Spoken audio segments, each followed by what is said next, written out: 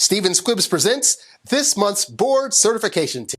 Hey everybody, we are here back with our board certification tip of the month, and we have a very special guest this month, Kim Hammill. Kim was one of the class who just passed in 2021 and one of the 8 or 9 new board cert attorneys we have. And she has been practicing law, I think, since 2013, 2012. Is that right, Kim? 13, yep. So that makes you, I think, one of the youngest people to have become an attorney to pass the board cert test. So you are on the fast track. Congratulations on doing that so early in your legal career. Thank you. Just out of curiosity, most people, it takes decades to even get the gall to take the exam. Obviously, this was something you were interested in from day one. You can tell just because you made it so quickly. Why was this so important to you? So, well, I had the privilege of working with somebody who was board certified since law school. So I actually started in the marital and family law arena right after my first year of law school. I interned for a judge, and then I was a law clerk on my 2L and 3L year for a board certified attorney here in Tampa, Christine Durr. And she was actually taking the exam at that point in time. So I kind of experienced that with her. She obviously passed. And so it was, she was really sort of a mentor as far as telling me what I needed to do early on and making sure that I had my trials and logging that information. I think that's something that people don't realize, is that when you go to fill out the application, if you haven't seen it already, or even if you're planning on taking the exam in 2 or 3 years, look at the application. It's there, it's online, because it'll give you an idea of what you have to complete, and that it's very tedious. So the fact that I had knowledge from when she was taking the exam to log my information about my trials and my evidentiary hearings definitely. Did you keep track of all that information contemporaneously, or did you go back and have to recreate it?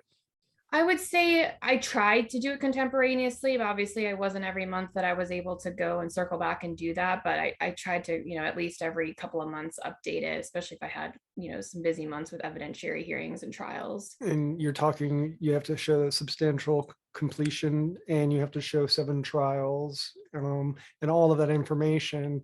You need the other attorney, you need the issues that were tried, the case name, the number, Right. even your judge, you need to list it there.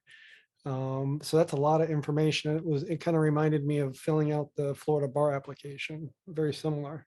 Right. And I'm still logging it because I know at some point we'll have research. So it's important to continue to do that as well. Every 5 years now.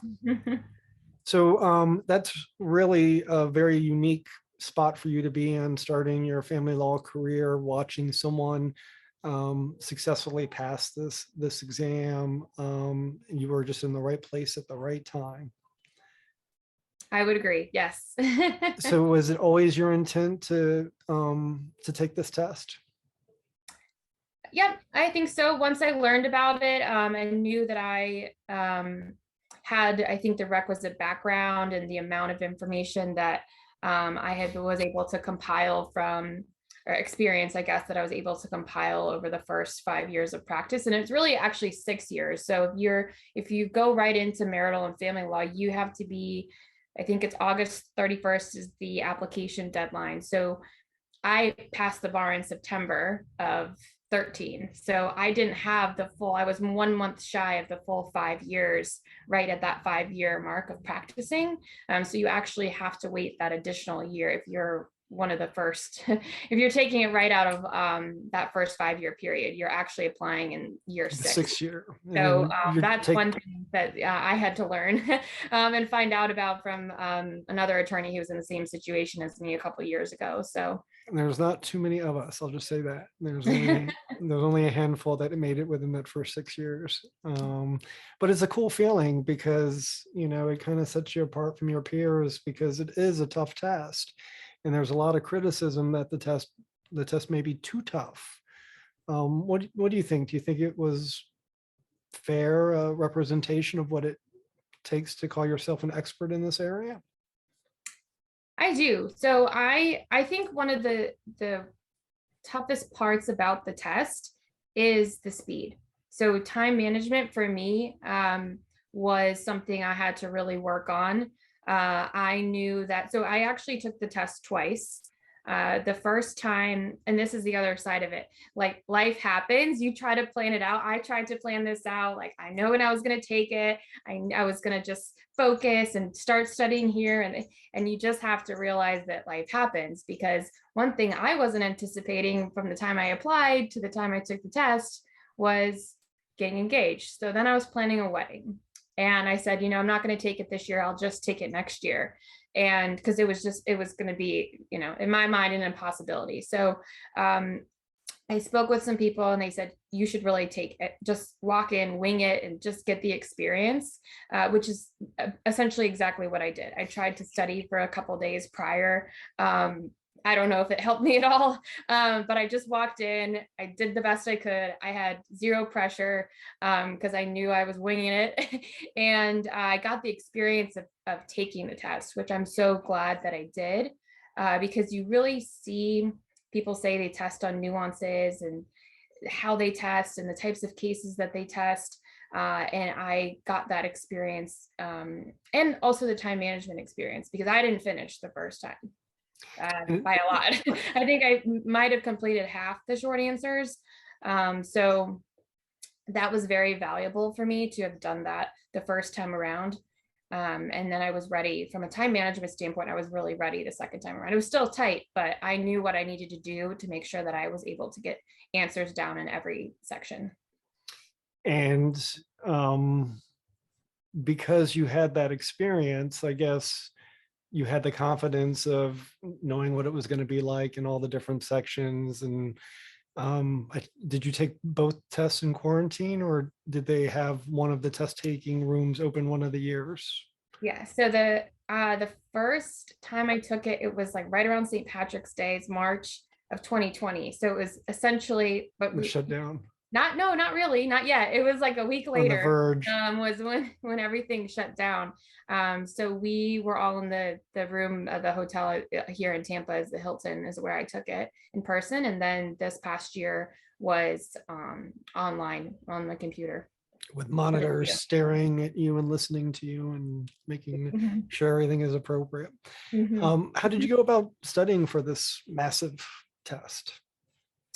So the best recommendation that I received early on was to review the last 2 years of the Florida Law Weeklies. So I got the book, the green books, and then you can order the printed version in advance, just the pre-bound copy, which I did receive both years. And so when I went the second year, I had already done what was the second year of the prior year. And so that was very helpful. I go to the Family Law Cert conference every year. This year will be the first time I haven't gone since I'll be on my honeymoon, but that's obviously very helpful. I went even when I was in law school clerking for the first firm I worked with. I still went to the board cert. So I had many years of that conference under me. So I did refer to the red books on some interesting issues like UCC-JEA and some jurisdictional procedural issues where we don't get a lot of the case law summaries that are specific to that. But when it comes to the substantive issues, the PEACE acronym, I really relied on those Florida Law Weeklies. And what I did with them, which I kind of reverted back to some of my old studying roots, which was also a recommendation that I had received prior to. Everybody studies differently. You might be a note card person, you might be an outline person, you might just be somebody who wants to recite things out loud in order to ingrain them in your memory. But I actually took the Florida Law Weeklies. I read all of them, even if it was just a small little case and you knew what it was going to say by the time you read the third sentence. I still kind of skimmed through it to make sure it wasn't anything weird or new that came out of the case. And I had OneNote. I used OneNote. I used OneNote for my case notes as well. I had a section for each topic. And then I sort of had a nuanced cases section. So if there was a case that was really weird, like Hahamovich would have been one of them back in the day, that I knew was just, this is out of the ordinary, I would put that in the nuanced case section. So I'd probably end up with 15 or 20 big cases that I felt might be tested on. And then I had a section for basically the PEACE acronym or all the other topics that are outlined on the testing topic list. And I would start filling in just sort of issues and other things that would come out of the cases. Nothing long where I'm typing out long responses or holdings or, the IRAC within my outline, but just kind of throwing in those, because when you read the multiple choice and you read the short answer, if you've read those cases, you're going to pull back to that almost immediately. So that was really helpful. And I just updated it as new things came in. By any chance, did you keep track of how many hours you studied for each test? I did not, but I would tell you, well, I barely studied the first time around, as I said, definitely winged it. The second time around, I didn't get in enough hours that I wanted to, admittedly, probably 60% of what I wanted to do. That was also because I was supposed to get married before the second test, but the wedding got postponed. So then I was still kind of in wedding planning mode, even for the second test, which was not ideal, but I went through with it. And I think you just have to trust your background. If you've been doing this for a while, and if you clearly have the qualifications to apply, there's a lot that you already know. You don't need to restudy substantial change in circumstances. So I think there's a lot of trust in knowing your confidence in knowing that you know a lot already, and then really focusing on the areas that you maybe haven't practiced in a lot. Like if you haven't had a lot of heavy financial cases with weird equitable distribution issues or imputation issues or things like that, then focus on those topics.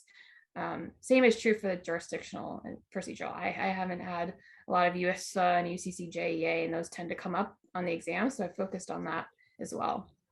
Every couple of years, you get a putative father privet type question that blows your mind.